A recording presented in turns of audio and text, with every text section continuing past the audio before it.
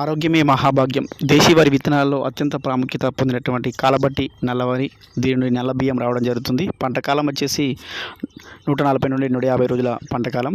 దిగుబడి వచ్చేసి మనం చేసే వ్యవసాయం బట్టి ఉంటుంది. సేంద్రియ పద్ధతిలో అయితే ఒక విధంగా, రసాయనిక పదార్థాలతో అయితే ఒక విధంగా రావడం జరుగుతుంది. నేను గత 4 సంవత్సరాల నుండి ఈ పంట అనేది నాకు 14 నుంచి 18 క్వింటాల దిగుబడి రావడం జరుగుతుంది.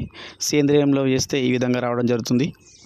దీని పంట పెరుగుదల అనేది 4 నుండి 5 ఫీట్లు ఉంటుంది. కావున వర్షాకాలంలో అనుకూలమైన పంట, మరియు వర్షానికి కూడా చివరిసారిగా పంట చేతికొచ్చే సమయంలో కింద పోయే ఛాన్సెస్ ఉంటుంది. ఆ సమయంలో నీటి మట్టాన్ని చూసుకొని పెట్టుకోగలరు.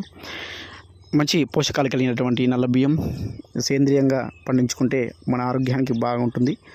మీ కుటుంబానికి సరిపడేంత విత్తనాన్ని నేను వేయడానికి ఒక మంచి విత్తనాన్ని, నాణ్యమైన విత్తనాన్ని తీయడం జరుగుతుంది. కావలసిన వారు సంప్రదించగలరని కోరుచున్నాను. Thank you. జై హింద్, జై జవాన్, జై కిసాన్.